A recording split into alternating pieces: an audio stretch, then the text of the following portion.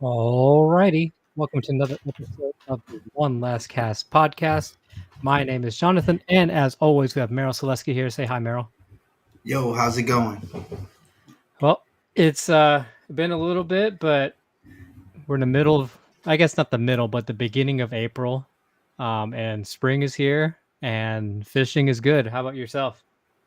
It's been pretty good to me. It's a different spring, but it's definitely been good compared to last year. Yeah. So before we get more in depth into what our spring has been like and what we're looking forward to, I definitely want to give a shout out to those of you who are listening live. We are live every other Tuesday, 7 p.m. Central Standard Time. You can find us at facebook.com/1 Last Cast Podcast. Or you can also find us on YouTube. Just search One Last Cast Podcast on there, and you can find us there as well. And we always love to hear from all of y'all listening. So if you can leave us a like, a review, not a like, actually leave us a like too, but leave a review on any of your favorite podcasting platforms you listen to us. Love to hear what you think about our show and how we can make it better. Or if it's good, just say it's good, and love to hear that as well. And of course, if you're ever trying to reach us, just reach us out to us on Facebook, or you can send us an email at onelastcastpodcast@gmail.com. And before we begin, another shout out to our sponsors. We have Dirty South Kayak Anglers. If you're looking for a Facebook group to join and talk fishing for up and down the Texas coast, search Dirty South Kayak Anglers, DSKA, on Facebook, and you'll have a great group of guys and gals to talk to you with. Also, Knock and Tail Lures. If you're looking for one of the best soft plastics here on the Texas coast and around the country, I would highly recommend Knock and Tail Lures. Go to knockandtaillures.com to place your order.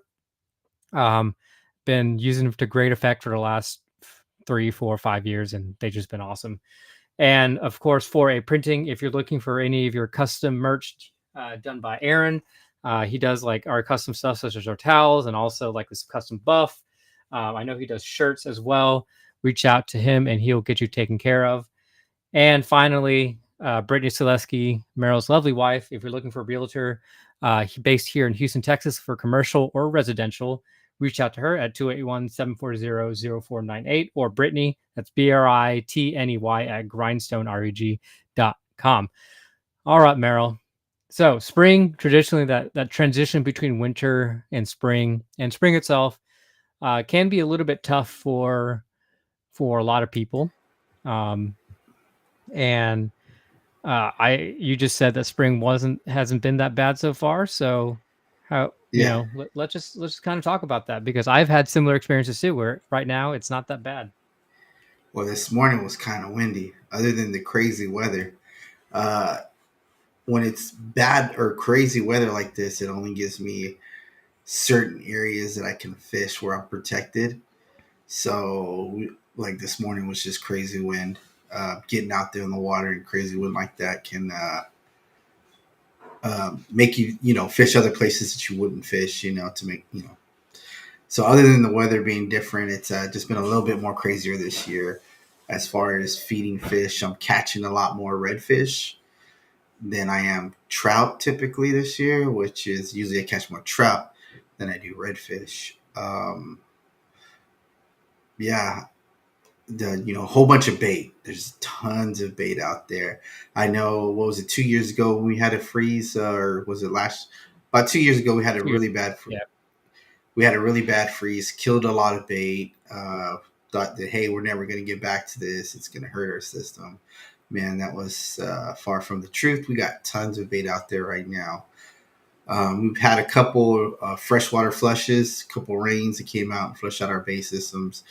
Big winds, so it's just been more of a, I guess, homework kind of fishing, because you got to make sure you're at the right place at the right time, so to speak, with Mother Nature. How have you been doing? And give a shout out to Kyle Manick and his tournament coming up. He always throws a really, really good tournament. We probably need to get out there and fish one of his tournaments, rub elbows with him and his people. So if you are in the Randus Pass area, check out that tournament from Kayak Fishing Texas. Yeah, it's the Getting Salty Fishing Tournament. It's on 420 this year. I don't know if that's intentional or not, but But yeah, it's going to be a great time, and like Merrill said, it's always a good tournament he puts on. Um, but yeah, so my experience so far, um, I know a couple years ago, actually the last few years, it seems like winter has always been kind of pushing back further and further. I remember we were still doing I think last year the winter pattern was still in effect in like mid March. Um, this year, though, it looks like it kind of warmed up a little bit quicker. March was relatively mild. We didn't maybe a couple times here and there. It got cold. Um, and now in April, we were in kind of full spring mode. And spring has been traditionally very difficult for me. It's just that transitioning, between going from winter patterns to spring patterns has just been hard.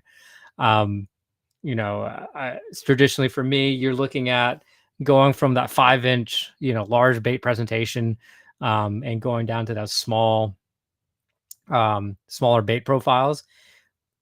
So far, that hasn't happened for me. I'm just using my regular, 4-inch baits, 5-inch as well, and those are working perfectly fine. There's been a bunch of redfish. I'm not catching any like monster redfish, but there's still a bunch of slots that I've been catching, which, for those of you who know me, is pretty abnormal. Um, and also, um, there's areas that I've been fishing that are generally a little bit later. They typically turn on towards the uh, late spring, early summer, and there's just a bunch of trout there. And another added bonus is some of these areas I'm fishing, the flounder have started showing back up, which I don't normally catch flounder, but I've been going out and catching a bunch of flounder, and that's been that's been great. Just being able to literally go and say, "Hey, there's supposed to be fish here," and catching fish there. Hey, the flounder is supposed to be right here. This little cut, and putting your bait and fishing slowly, and oh, there's a flounder. Oh, there's another flounder. Or hey, there's a grass line that I've been wanting to fish. Let me go explore over there. Oh, look what do you know? There's like a bunch of redfish back there. So it's been a pretty good spring. I don't want to jinx. I'm actually gonna knock on wood right now. It's been a pretty good spring, and I hope it continues. So I mean, is it that time of year where the flounder come back into the bays in the springtime where they start mating or breeding and stuff like that? Is that about that time of year where people there's not a lot of people talk about this time of year. They always talk about the flounder run when they actually leave our base systems, but a lot of people don't talk about the flounders that actually when they come into our base system.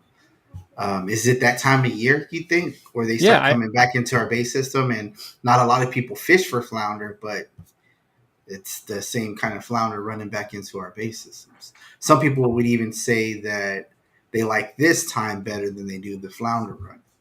yeah, Uh, I think, from the kind of the biological standpoint, yeah, this is probably the spring run where they come back in.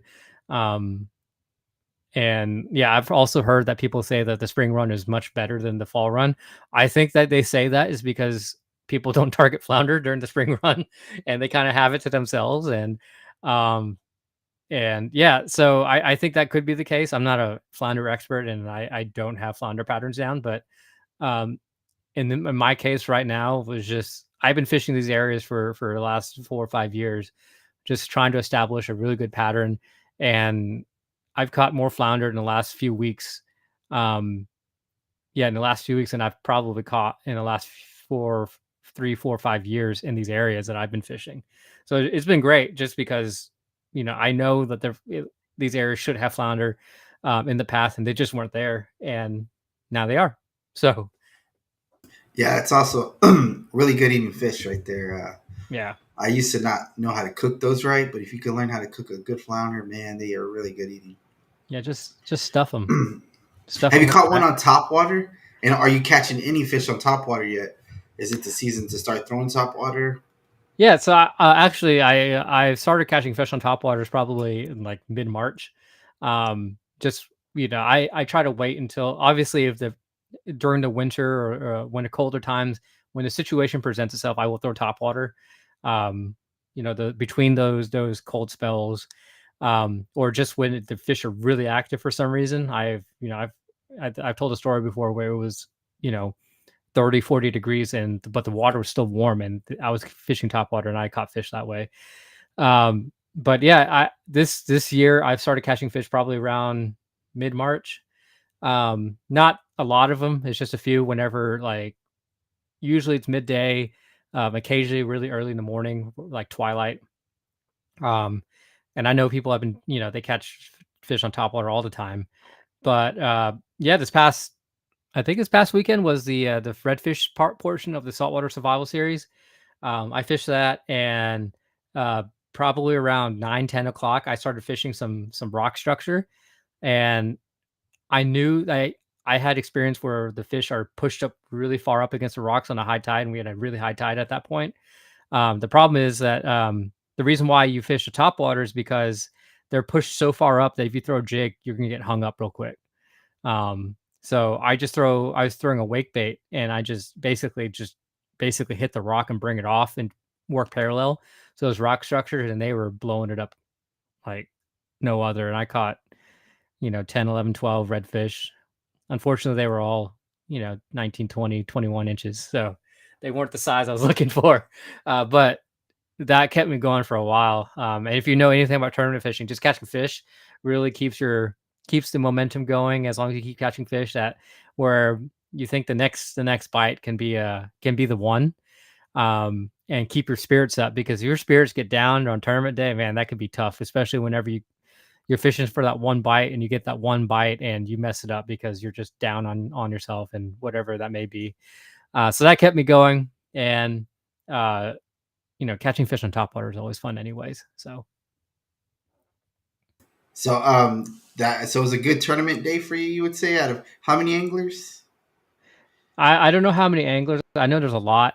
I wouldn't say it was a good tournament day. It was a good fishing day.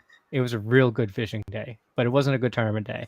Um, Basically, I my plan kind of went out the window. Some kayak anglers got to the area that I wanted to fish to first, so I gave them that area. And I pulled the audible, and I tried to fish midday reefs. There's nothing on them. I spent a little bit longer time than I probably should have, just because I looking back at it, there's just no bait around, and I should have just avoided it. But then I started picking apart the structure, and I caught the redfish, just not the size that I wanted.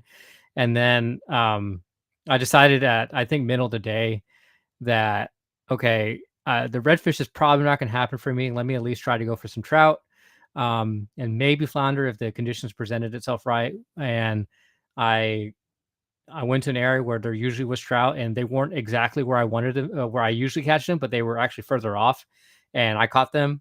They're all cookie cutter, 16, 17 inches, 2.5 pounds. Um, on tough tournament days, that would have been enough, but for this tournament day, I think the winning fish was probably around 20 inches and almost 4 pounds. So tough competition for there. And then I was like, well, I got my trout, so, and I had redfish, maybe I can go for the slam. So let me go fish these areas for flounder, and lo and behold, I probably hooked about 10 to 15 flounder. I lost the first five. I know that was kind of tough because wasn't really dialed into them yet. But then I got the next five, and I got one that was probably around another 2.5, maybe 2.6 pounds. And I may have lost one or two of them that were a little bit bigger, but my flounder didn't hold up in the thing, at the weigh, and I think I got beat out by point 0.4. So not by much, but enough that I wasn't in the money for the side pot. And I know for the slam, uh, with my rinky dink redfish, I stood no chance. I got beat out by, I was in second place, I think, but I got beat out by like 4 or 5 pounds because of those redfish. Yeah, those bigger redfish will do that to you. Oh yeah, Um, but yeah, what was the biggest slam you weighed in? I think the biggest one that I weighed in was um it was probably around like 16, 17 pounds. That's a Um huge y- slam. yeah, because it was Dude, I brought in a that's a seven. huge slam. I brought in a 7-pound trout on that one term I got trout, and then I brought in the biggest red, which I didn't sign up for the biggest red. I beat Daniel Dong's his redfish. I beat his by like over half a pound. It was like an eight something. Um, and my flounder was like 2 pounds or something like that. So I brought in this massive slam, um, and I won trout and slam, and I would have won redfish had I signed up for it, but I did not. So yeah, sign up for those side pots. Yeah, you never know. You never know. Well, hey, congratulations on your tournament. I still think it's a win for you. Yeah, it was You not being a yeah red fisherman and still placing, it's that's pretty cool, man. yeah Because I I think guess you're honing in, or maybe you're learning how to catch more redfish, or maybe it's just more redfish. I have noticed that redfish are starting to become more active in the shallows. Um, and with a lot of the rain that's going on and crazy wind, I'm kind of hugging the inlets like San Luis Pass, uh, the what is it, the North Jetty, South Jetty, like the water inflow, where the inflow of salt water is a little bit, the salinity of water is more higher than it would be further back where it's raining. That's just a typical nature that I do. I know a lot of people, they still catch them back there in Trinity. They catch them back there, here and there. But it's just a natural habit for me to kind of drift towards the passes, Surfside passes. I fish a lot of Surfside, Freeport, that area, closer to these inlets. Um, Is that where you're having a lot more luck of the fish, is when it rains and stuff like that? Because, what is it? April showers bring me flowers, is what they say. So since we're coming up to, that part, or what is it? Yeah, this is April. So is that typically what you would do in this situation, Jonathan? yeah. So I've been actually fishing more open bay just because up until basically this week it has not been that windy. So it's been giving me opportunities to go to these open areas. Um, and actually, like you said earlier, right when we started the show, with these high winds, it kind of dictates where you can go. So actually, on tournament days, I prefer I prefer crappy weather. I mean, that's how Jay and I won that last tournament, the Saltwater Survival Series, the team won. It was just crappy weather, but it dictated where we went, and it just limits your area. Whereas the last few weeks where I've been able to go, it's been kind of relatively tame. 10 to 15 at most. Um, Yeah, no big deal. 15-mile-an-hour winds. yeah, it's not. Yeah, it's not Not like nothing crazy. yeah, it's nothing crazy. Uh, but it's not like it's blowing 20 with gust up to 30. That I think there's a huge difference between like 15 and then going to 20 and 30. Um, Yeah, there's and definitely a big difference from like 15 miles inshore to 15 miles offshore. yeah, Like, right? There's a big wave difference when you talk about those two. But yeah, well, yeah, man, awesome job. yeah. You mind me asking, what baits are you throwing? Can you kind of give us an idea what kind of baits you're throwing this Um, time of the year? yeah, I'm just throwing. So like I said, I've been throwing those wake baits, so those the hunchbacks, the Strike Pro hunchbacks. I've been throwing those. They've been great. Um, my go-tos with top water has been the Super Spook Juniors. I haven't thrown any. Actually, when I look at it, I have not thrown a full size Super Spook in like years. I just haven't had the opportunity to. The areas I fish just doesn't need that big loud thing. I still have one in my box, and I keep thinking like I need to take this out. It's just taking up space because I never use it. But I remember when I've used it and I've caught fish with it, so I just keep it in there. It's the chrome blue one, the big giant Super Spook. Um, I but like I that haven't, one, by the way. yeah, I haven't I used it like in a that one in the while. surf. Are you gonna fish the Yeah. surf this year? If I, man, I've been a weekend warrior for the last few years, and I have not been able to. I hate fishing the surf when there's like a billion people out there. It's not appealing to me.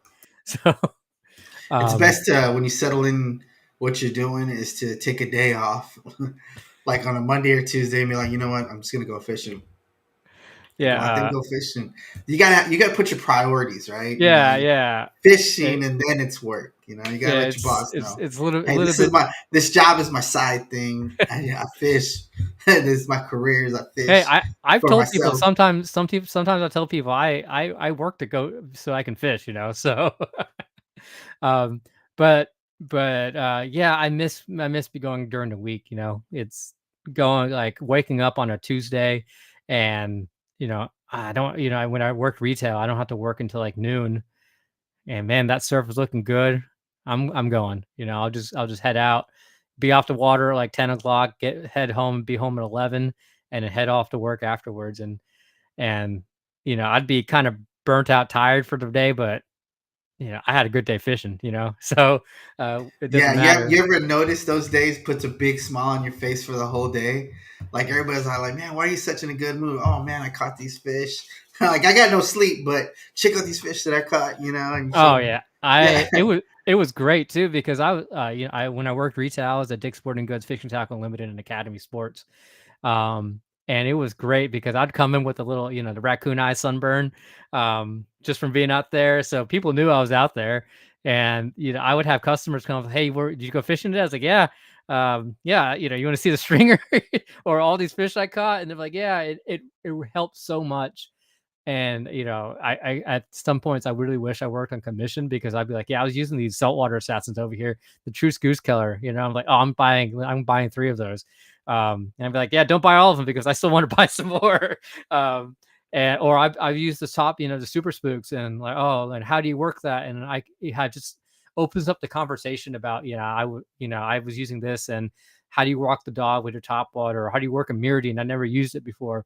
And that, yeah, it just gives me really fond memories, um, about, you know, working retail and just being able to fish whenever I really wanted to.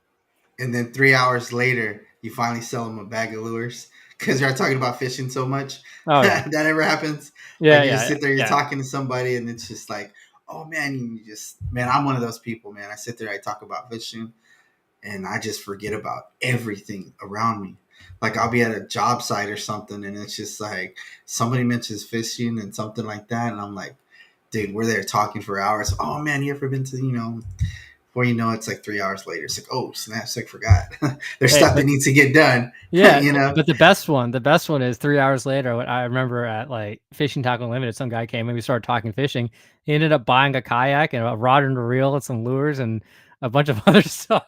And he's like, I didn't really mean to come in here and buy this, but you know, I'm gonna go fishing now. So like, And, he didn't even have the right car for it. He had a little sedan, and he's like, let me get some of those foam blocks so I can put it on top of my car." So, it's you helped him great. strap it down, showed him how to do it. Yeah, I showed him how to do it, and I'm like, "Yeah, I would get something a little bit more permanent than these foam blocks, but if that's what you wanna do, that's great, you know? Just get out there and go and fish." I'm Um, guilty of that. I used to have a Dodge Intrepid, and I would put those foam noodles, and then I'd strap the kayak on top of the where the window, the 4-door sedan is. So where the 2 doors go, there was like a ratchet strap right by my head on both sides, so I could either tighten or loosen it. oh, yeah. And it would be strapped to the top of the car, and that's how I'd get around on the kayak that way. Yeah. Uh, Eh and actually, I'm looking at the chat, and Phil, speaking of tournaments, he apparently, during the GRS this year, he decided not to go to the weigh-in because I think they had like they didn't think they was gonna be, you know, they didn't have a good enough weight. If he had went to the weigh-in, they would have made third. It was a really tough day for the GRS this past weekend. So, um, and apparently he would have had third if he had gone to weigh-in. So go in the weigh-in, you never know. Um, and but going back to your original question about, you know, baits that I've been using, you know, usually by now I would, be downsizing to kind of the 3.5 inch, knocking tail lures. Um, but that hasn't been the case. I've been still with the 4 and the 5s on occasion. Um, and I have, you know, I actually have a bunch of crappie, uh, soft plastics that I've been meaning to throw out around this time. They're about 3 inches, um, and I haven't had to use them yet. Yeah, So I've been liking the white color this time. I've been having a lot of success with the 2.5 3 inch white color lures. Is kind of what I've been throwing. I've been I there's like these little small baits with the hooks in them already. Sometimes I'll tie those on. The knocking tail one with the truce on the back end. mhm. Those have been Merle the Pearl lure. I still have some of those. Those work pretty good too. Those little white ones. Those I little think chickeny white ones. yeah. So my buddy sent me a recent picture of a 28.5 inch trout that he caught it on a Merle the Pearl lure. Uh, I have some other pictures of people sending me pictures of the catch with Merle the Pearl lure. I think even the Salt Strong has one that's they call it the Slim Shady. Hmm. That's just like the Merle the Pearl lure. Just so you know it, that Merle the Pearl was the first one to come up with that color. That's that color It's scheme. it's the Yeah, original. yeah, it's original. But anyways, um, yeah. So I've been having a lot of success with that one because typically I throw like the darker colors, the like The the roach, roach. Texas, yeah. Yeah, the Texas roach or the seagrass one with the chartreuse tail. But something I don't know, something had me tie on the that knocking tail with the white and the chartreuse tail, and I've been doing pretty good with that one lately as far as colors on the soft. One bait I want to throw that I haven't thrown yet is, and I love this bait by the way. I love this. Probably I've thrown this hard plastic more than I've thrown any hard plastic. Is the little Yozuri. We used to call them greenbacks. Justin knows what I'm talking about. We used to throw them at night, and then something told me, man, you know what? I threw it out during the daytime because I still had it on my kayak, and I threw it out. And as I'm reeling it in, I was like, man, that looks to me. I say sexy, but like I would eat that instead of I would hit that. I'd be like, I would eat that, you know. Yeah, yeah. So like I would eat that lure. So I was like, you know what? So I threw that out there, man, and I started catching fish with them. And there was also another one, the I think it's called the peckerhead, right? The Yozuri one with the red head Yeah. and The red and white is usually the peckerhead kind of color. yeah, and then it has like a little chrome on the belly, Hmm. right? Yeah, that one. So that one I was catching a lot of fish with during the daytime. So man, I just started throwing those hard plastics during the day, and I had a lot of success with those, especially when the bites sometimes a little difficult. Sometimes that one was always the ticket for me. Is throwing one of those. Yeah, thank you, just 3DS minnow, the 2 3/4 inch. We used to call them greenbacks. They got the blackbacks too. We used to throw those. Um, I haven't thrown them this year. I want to start throwing those this year too. So if anybody's been throwing those, let me know how y'all been doing because I'm kind of trying to get out there and throw those and maybe some more top waters. I haven't thrown a lot of top waters this season. I kind of just been throwing what's on the what's on my pole. I've been too lazy to switch out any baits. Just I might switch out every now and then, but not too much. Yeah. And Go ahead. actually, I have a question from the comment section here. Which, by the way, we are live every other Tuesday at 7 p.m. Central Standard Time. You can join us at facebook.com/one last cast podcast, or you can find us on YouTube as well. Just search One Last Cast podcast on there as well. And also, now that we're just doing this, I need to get in the habit of doing this. We have a website. If you're looking for written content, I do write blogs. I really need to publish my next one. It's written. I just need to push publish. It's onelastcastpodcast.com. There you can find all of our episodes and also find written content there. Merrill, we need to talk because I said that you need to write some content. I'll edit it for you, but we need to get you some written content as well. Yeah, and this is just a great place to find all of our content on there. So onelastcastpodcast.com. Back to our comment section. Mike Jones is asking how he can get some Merrill apparel lures. I know Merrill the apparel. Well, Merrill the that is a Peril. good Merrill the pearl. It's Yeah, a Merrill the pearl. Pearl. Um, I don't. Hit me up on the message me, Mike, and then I'll send you some lures. It'll be in a Ziploc bag though, because got them in bulk. So hit me up in the messenger. I'll send you some, bud. Awesome. Um, and yeah, and Phil also says for the smaller profiles, is the burner shad that from um, oh gosh, I'm blanking on the name. Down south lures. Burner shads are also really good. Um, small profile baits, especially now that we're getting towards spring, or spring is already here. So, um, So, but so is there a bait that you want to throw this year that you haven't thrown, or like a uh, spoon? I know you haven't thrown a spoon in a while. I have not And thrown I haven't thrown a spoon in a while, but the uh, the bait. So there's an area I want to fish. Um, it's around 15 foot deep. And surprisingly, the only time I catch fish there is with live bait. I caught fish there on artificials before. It's just this area where I know fish are there. I've caught them on artificial, but it consistently I'll catch fish on live bait. It has to be live croaker. Um, and I really want to figure that place out because it would be a money spot for tournaments. There's big trout there. Well, now they may be overslot, but there's big trout there, and there's certainly good sized redfish there. Um, and it's protected most of the time by most wind directions except for one. I just can't figure it out with artificial lure.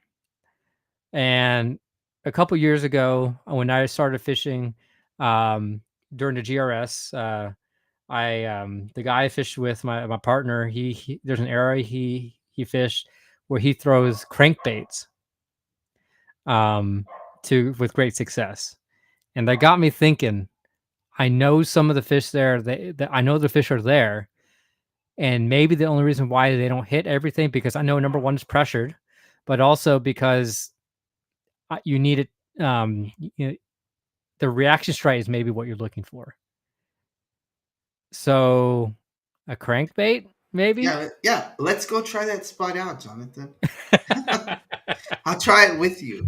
We'll try these crankbaits. So I actually, I heard a story from a buddy of mine.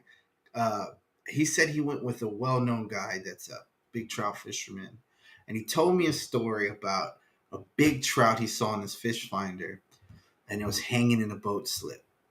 And he threw a crankbait out there. He's like, you had never seen this because it's a freshwater bait. He threw a crankbait out there and he caught a slob of a trout. I think it was like an 8.5 pounder, 8.5 pound trout. And it was hanging in a boat slip. And he saw him on his imaging on the fish finder. And he's like, man, that changed everything that I thought about fishing. Is seeing because he knew exactly what to do. Like he just like parked the boat, saw him, went out, pulled out his crankbait, tied it on, threw it out there, and got him with the crankbait. Uh, oh, Justin, you know that story. I'm not going to say his name. He probably told you the same story too. But I mean, I think that was a cool story, right? Because like freshwater baits working for saltwater, you know, um, hmm, makes you think, doesn't it? Yeah, Uh, for me, it's one thing I know is that not a lot of people, especially around here, aren't throwing freshwater crankbaits for saltwater fish. Um, so that could be something. It would be something that they haven't seen before. But also, that area is, typically when we're fishing a lot of these areas, it's if it's anywhere deeper than 5 foot, you're throwing jigs. That's really all you can throw. Um, And I mean, yeah, you can throw a corky, and I've thrown corkies over here before, and I've got some fish. I've thrown topwater over here, got some fish. Even though it's like 15 plus feet of water, sometimes they come up, and there'll be, as long as you see some bait balls, rafts of mullet on top, then you have those opportunities on topwater. But I think most of the time, the fish are always there, and they may be kind of suspended or hugging the bottom, And if you're working a crankbait, they're not going to have the opportunity. First of all, it's just if you're in a strike zone, you're in a strike zone. A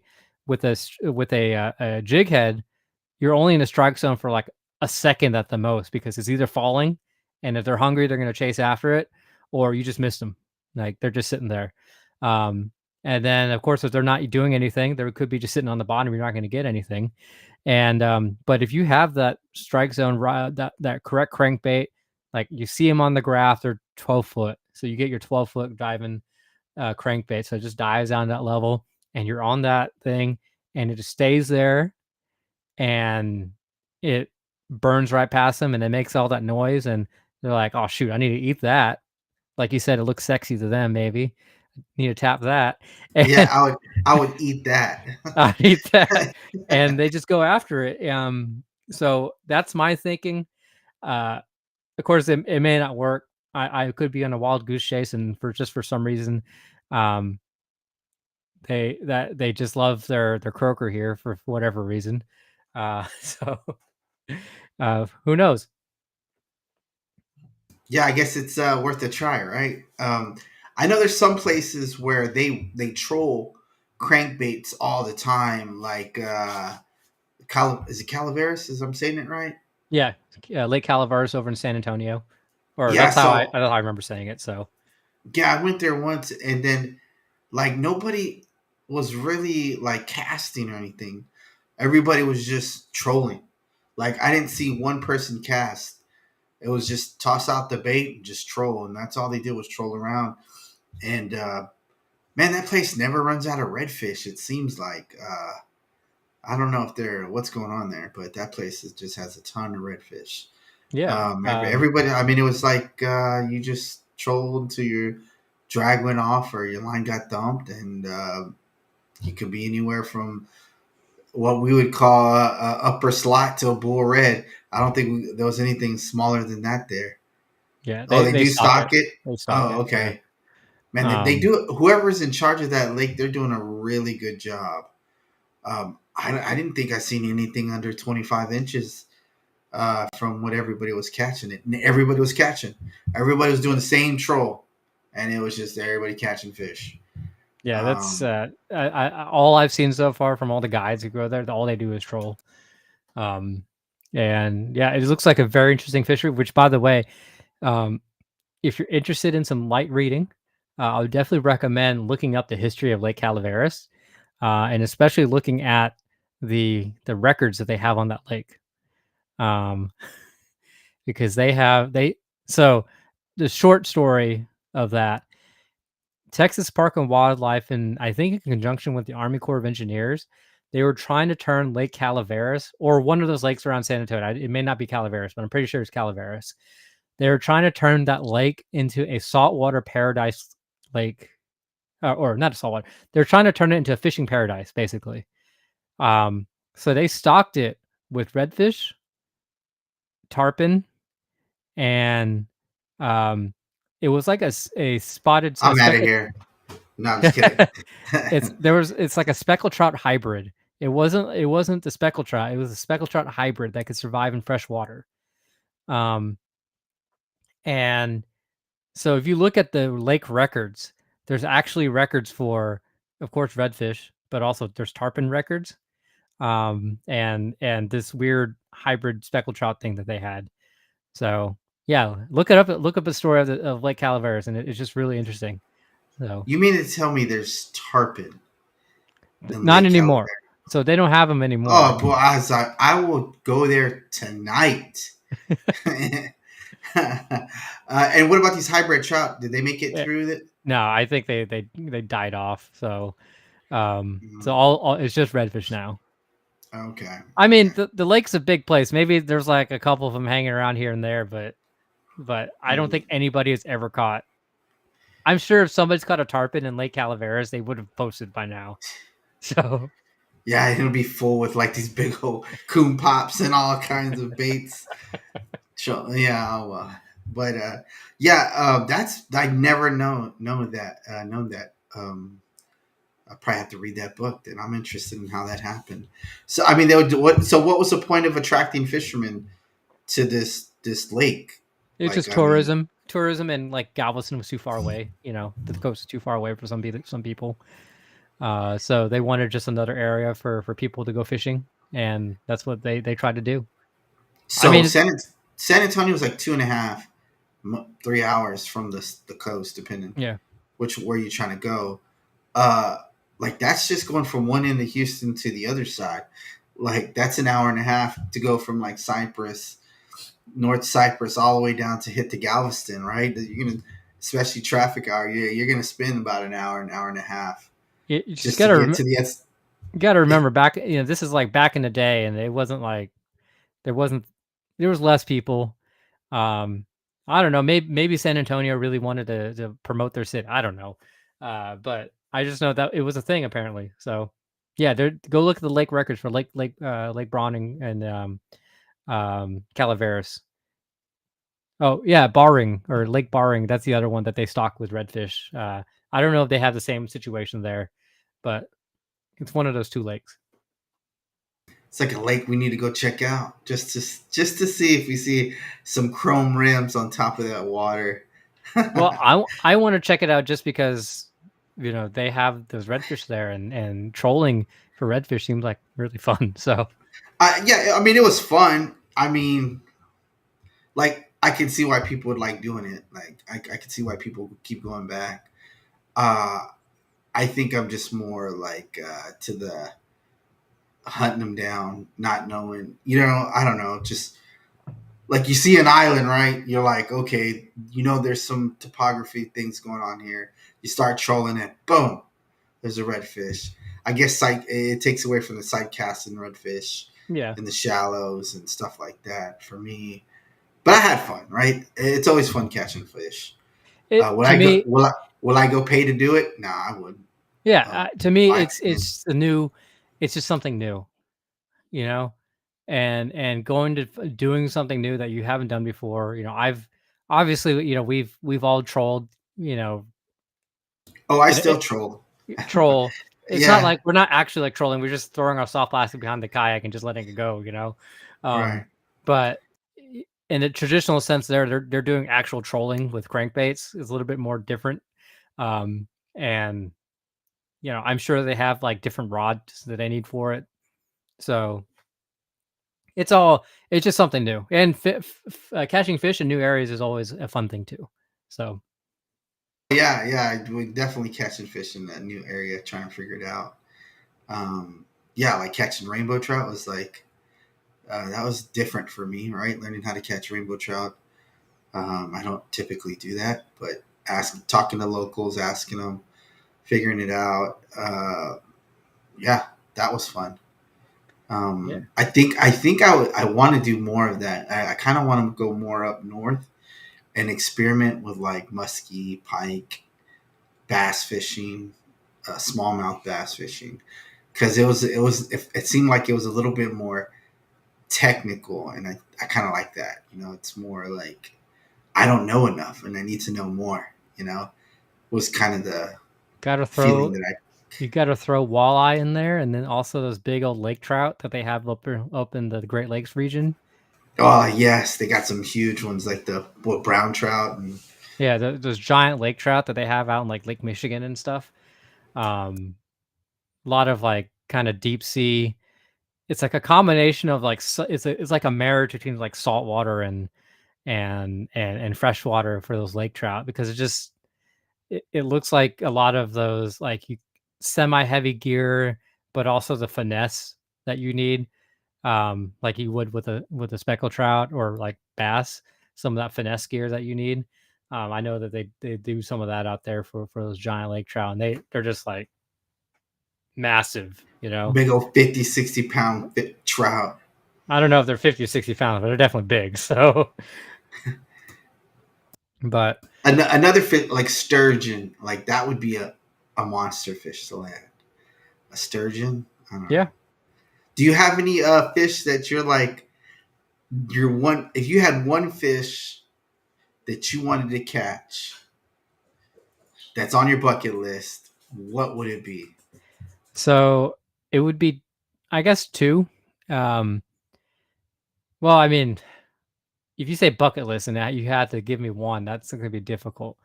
But Just one in your bucket. No, I'm just just kidding. one.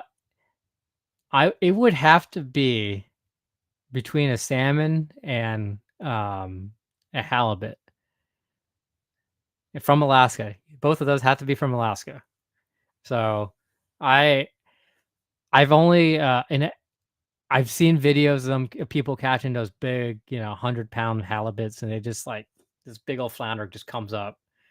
Um, and of course, that video is really funny where they're about to. It looks like these kids are about to dispatch, like just bonk on the head the halibut they have, and the guy's like, "Wait a second!" He pulls out a handgun and just just Oh, I shoots it. saw that one. I saw that one. That was hilarious. Yeah. Wait. Mine would be an arapaima Ooh. in what is that, Go. Brazil? Yeah, you're going exotic right there. Yes, yeah, that's the one fish for me is an arapaima. I just think they're beautiful. Yeah, Like the way, we have deadly Dudley lures in the chat. He's saying a 12-pound speckled trout. oh, wow, that would I would say that that would be that would be impossible if you've seen the big ones that they're catching out in Florida Yeah. on the Indian River. If I were Peter Deeks, I think is probably one of the leading guides down there that put people on big trout. If you really wanted to catch a 12-pound trout, and if you wanted the best chance of catching a 12-pound trout, I think that would be one of the guys. Man, Um, I can't that's a big even. trout. A 12-pound trout would be massive, and You see how big the ones they've been posting? yeah, Dude, they're yeah, huge. yeah. I'm like, man, our trout do not get that big. I don't think everything is bigger in Texas when I see their trout, man. Those trout No, are that's like huge. sacrilegious right there. You're going. Yeah. Oh, Oh, he's 2 years out. Jeez. Deeks book like 2 years out. Oh, Merrill, you better get started right now, and you maybe will Yeah, catch I'm gonna one get in my like 26. yeah. I mean, just your best bet is probably do what a lot of other people do is just strom around your kayak until you see Peter Deeks and pot like him. No, I'm just kidding. Don't do that. That is terrible. Terrible advice. Yeah, Indian that's River is very pretty terrible. big. Oh yeah, On but five, these a 12-pound trout on 5-pound trilene. One of the I've caught a huge fish on 10-pound, a big old ugly. I caught it. It used to be that time when you can go to the Kima Boardwalk, and you on the opposite side you could park there and you could walk up. And then they had these broken piers, and boats would park there sometimes. And one of those small piers that went right there to the Kima Channel, I just threw this bait like with the factory line on it, small pole, everything. I just threw it right off to the side, not even in the channel, and a big old ugly came and ate it. And I fought that thing for like I want to say 15, 20 minutes because of the line that I had. So when I finally got him in, and we picked them up and everything. All the line just kind of like because it was stretched out so much, it kind of just like accordion, and it looked terrible. And that line was no good after that fish because that fish was just testing its limit. It was 10-pound. I want to say mono, right? Mono stretches, right? yeah, Yeah, it was 10-pound mono. But yeah, that 5-pound remind me of that.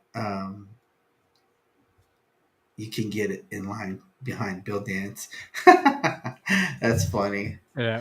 Actually, so when I throw all my spinning reels, are 1,000 size, and they're all 10-pound braid. Um, and I number one, just braid is better for most applications. Braid is better, but especially for an ultralight setup that I have with a 1,000 size spinning reel, um, and a 6.5 6.5 or 7 foot rod, medium light action. Um, basically as ultralight, it's a practical ultralight. It's not like a true ultralight. I know like there's like 500 size reels and you have those really short blue whippy rods, but to me it's a practical ultralight setup that I can use to catch basically anything in the bay, save probably a jack or a really really oversized bull redfish, because those things will spoil you real quick.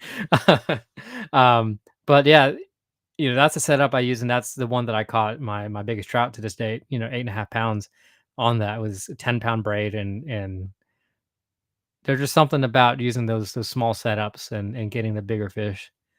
So Those longer fights, like man, you ever fought a fish for a really long time and you're like, man, I'm done. Like I'm done for the day. I don't know what That's happening. I don't even know what that word means. What does that mean? That man, I remember one time I caught a huge redfish, and I was just like, after I fought that redfish on light gear, I was like, man, I think I'm done. And I think it was like around right before noon too. Maybe the heat was getting to me, right? Because the heat could get really hot, so maybe that contributed to it. But I was like, yeah, I'm done here. I Yeah. think I fought that red for I want to say like 10 minutes, but it was a good battle. Uh, yeah, I don't know. I had a lot of. Well, anyways, I Yeah, can go on I different about remember. another story. But go No, ahead. I remember whenever I was throwing, at the time, I hadn't switched over to baitcaster yet, and I was throwing only spinning reels, and I again, still the 1,000 size reels, 10-pound braid, um, and we were catching these upper slot redfish, 7, 8, 9 pounds, and I remember after, like, 3 of them, I was like, "I'm dead tired. I'm just so tired." Like, my arms are hurting a little bit, and it's just 3, and my buddy's like, "No, come on, throw back in there." They were just every so often you could see them like the bronze flash from them just coming up and going through schools of little shad and stuff like that. And I'm like, man, I'm tired. Let me take a break. Um, and I remember I had the little knot in my line, so I just dropped my bait down off the side of the kayak, and I was like going to it. I picked out that knot, just got it back, reeled up, and another redfish and it Nice. Yeah. it dragged me away. But yeah, it's always fun to catch on ultralight tackle. Not ultralight. I say ultralight. It's my ultralight. The light tackle like that. Um, and Do you use? Would you use that like for like smaller baits? Is that what you use that for? Like really tiny baits, oh or no, you just use it just because you enjoy the long fights on them?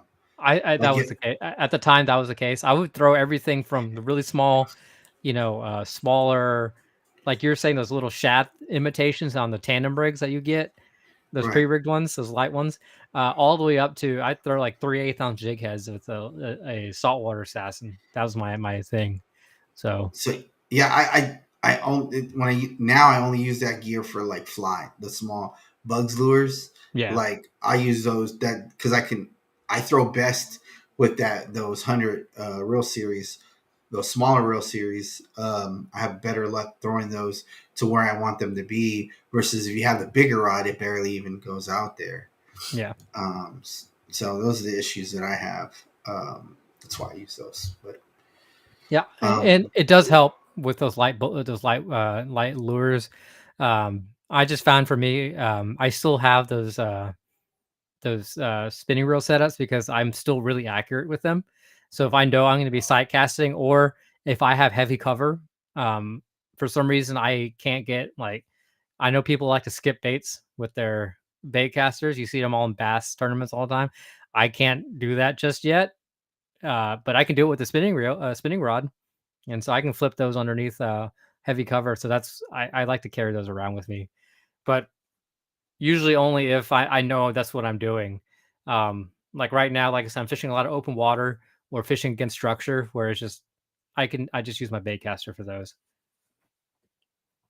is there a pattern that you noticed this spring that's different than last spring fishing, or do you feel like you've adapted and gotten better, or do you feel like I have a feeling that it always seems like we're always getting a different batch of fish every year, or maybe they're growing in these back bays. I really don't know, but it almost seems like every year has been different for me the last 4 or 5 years. So it's not that it's not. I don't. Partially it's luck. I think it's a little bit of luck. I think the areas that I'm fishing they just have fish right now,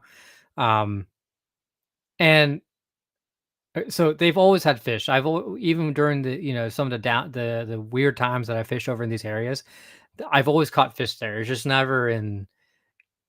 For me, it's usually the middle of the summer towards the fall is when this area that I'm fishing has a lot of really good fish and just high concentrations. Um, Now it's just there's a little bit of luck and the time, because I think it's a little bit of timing too, where the tides are lining up with, since I'm only able to fish during the weekends now, and which sucks.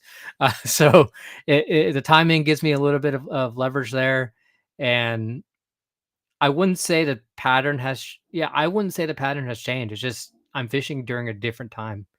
The conditions are a little bit are lining up, and it works out.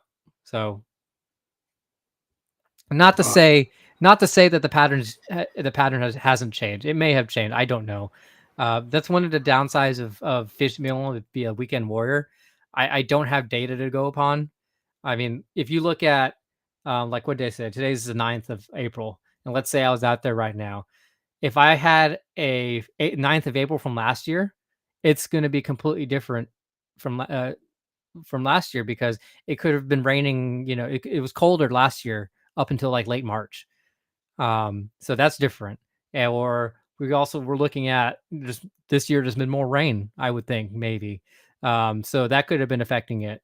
There are just so many different little variables and that's what kind of makes fishing fun. Just being able to go out there and be like, okay, these are what the conditions I have right now. This is what it's been doing. This is what it should be doing. So where should the fish be? And now you're putting everything together and you're on the water, and right now it's just kind of lining up. The only thing as fishermen that we can do is putting yourself in the best possible situation for you to succeed. And if it happens, that's great. If it doesn't, then that's when you start working the variables again and be like, okay, this is not working out. What can I do to make it better? And then you take that for your next trip and change it up so that hopefully that puts you in another better situation to succeed. And you just keep going like that. yeah, I think a lot of it's like the seasons, the bait, and the bait that we have in our base system has a lot to do with the fish that are in our base system. Um, Seems like the better, more and the more bait we have, the more fish that we catch. Seems like, and I think Justin brought up a good point. We didn't have a lot of rain, so that means that a lot of bait hatched in these back estuaries and these places where they breed, versus years where it rains a lot and where the bait's being affected by numerous things. This is my guess, right? This is just my opinion. It's not, this is what I'm kind of like. This is kind of like my book that I'm writing, my chapter, that the patterns that I'm seeing and stuff like that. And it's always different every year because we have different changes in Mother Nature, changes in weather patterns that affect our bait. And the baits, I've been following bait more often than I usually do the last couple of years. I feel like that's bigger mullet, right? I feel like bigger mullet, we're catching bigger fish. Smaller mullet, we're not. When we have these weird hatches where we don't have these bigger baits, I'm not seeing bigger fish, right? These bigger baits, I'm seeing bigger fish. That's just the book that I'm writing. I'm not writing literally a book, but just my mental notes that I'm keeping from every year, putting my puzzles together, put my puzzle pieces together to hone in on better fishing days. Yeah. And actually, that reminds me of, it's so one of my best fishing days I had was actually during Martin Luther King Day. I remember that because I thought I was off for work, and actually was not off for work. And I was out in the water with my buddy, and we were fishing this area. It's literally this like 50-yard stretch of like fallen timber that leads into a deep channel. And it was our first two casts was a 23-inch trout, and he had an upper slot red. And it was real funny because there was a boat going by, and we put our rods in the water because we didn't want him to know we were on fish. And literally, we pulled him up, and I was like, oh man, this is a good trout. And then he pulls up his redfish next to it, like, man, that's even a bigger red, you know? And we were just hammering the fish that day. Um, you know, I would say on average, our smallest trout, probably didn't weigh any. It was probably around 3 pounds. We didn't catch any dinks. It was just these big fat trout, and he's nice. Um, some nice reds, and every single Martin Luther King Day, I've always had an opportunity to be out in the water, and I was out there, and it's never been like that. You know, that day the water was crystal clear, um, and there's only between that. I think that was in like probably 2016 or so, 2016, 2017. And every single time I've um, been out there, I think I've only had one day where it was crystal clear. The rest of the time it was kind of off color, but not bad, just off color. Um, and the tides were slightly different. And one day I remember it was just super windy, and that day was calm. We just had a front go through, and that's one thing I'm chasing. I'm trying to chase that one day that we had out there, and I've never been able to replicate it. But not because like there's fish there, because between around those times I'm still catching fish there. It's just for whatever reason at that time that conditions were just right, and I'll probably never have a day like that at that location ever again. But that's something I'm always chasing, just because it was just such a great day. That's awesome, man. I love stories like that. Yeah. Yeah. I guess our time's up, bud. Yeah. You It wanna? sucks because Yeah, we just love talking fishing. So yeah. I was about to get into some other stuff about like how we dress and gear up, and mosquitoes are coming, but we ran out of time, didn't we? yeah. Um, Um, Yeah, so before we hop off, definitely want to give another shout out to our sponsors, Knock and Tail Lures. If you're looking for our soft plastics we've been talking about, go to knockandtaillures.com and place your order. And they're just great soft plastics. They have the 5 inch, the 4.5, and then the 3.5, I believe. Maybe stock up on the 3.5. I think, especially as it gets a little warmer and the shad hatch start happens. We may be downsizing soon, but currently right now it's always been um, it's right now it's okay. I've been using the regular size to 5 inches, so use those if you wish. Also, DSKA, Dirty South Kayak Anglers. If you're looking for a Facebook group to join and talk kayaking and fishing up and down the Texas coast, join DSKA. You can search that on Facebook, Dirty South Kayak Anglers. Also, 4A Printing. If you're looking for merch such as towels, custom merch such as towels or buffs or anything like that, Aaron will hook you up. Just search 4A Printing on Facebook. And of course, Brittany Solesky, Merrill's lovely wife. If you're looking for a realtor here in the Houston area for residential or commercial, reach out to her, 281-740-0498, or Brittany, as Britney, at grindstonereg.com. And of course, I think she updated that, so oh, okay. just heads up. I sent you the new information. You did, and I don't have that on me right now, and I apologize. I'll get that updated on a Facebook post or something like that. So be on the lookout. Which, by the way, if you are want to find up-to-date information about our podcast, definitely check out our website at onelastcastpodcast.com, or you can find us on Facebook, facebook.com/onelastcastpodcast. We would love to hear from you. Leave us a review. Tell us how we're doing. Just want to hear how we're doing and how we can make it better. Merrill, I think I'm going to be doing a few polls as the month goes on. That way that just find out, get a temperature check from our audience, see how we're doing. And just also we just love hearing from you guys. And thank you guys for listening. We don't do this for us. We do it for you. We want you guys to learn, and we want to share our love of fishing with y'all guys. So Merrill, anything else that I should mention before we hop off? Nah, man, good to go. Words of All right. wisdom. You have any words of wisdom you'd like to share with us, Jonathan? So you turned it around on me now. Yeah, you turned it around on me. But so words of wisdom. I actually want to give a shout out to Phil Guerrero. He's been on here. Yeah, make sure you sign up for those side pots for those tournaments. Make sure you go to the weigh-in. You never know what's going to happen. And yeah, Nick saying catch fish, not feelings. That's always a good that's always a good piece of advice. Definitely want to give another shout out to Kyle Manick. He has um, uh, a tournament going out April 20th. Let me see which one that one was. I'm going to make sure you give the right information. Um, the the Getting Salty Fishing Tournament at Rantis Pass. That's on April 20th. Still time to sign up for that. Also, Saltwater Survival Series. The next event, I believe, is in June, middle to late June. So that one is coming up for that. So you have time to sign up for that. And if you have if you ever have a tournament that you want to promote, just send us a message and we'll try to wedge it in here somewhere. That way we can let people know about your tournament.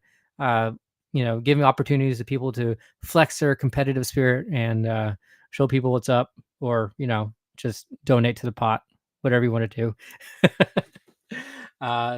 So anyways, glad you guys for listening. That's One Last Cast podcast. Y'all guys have a good one and tight lines.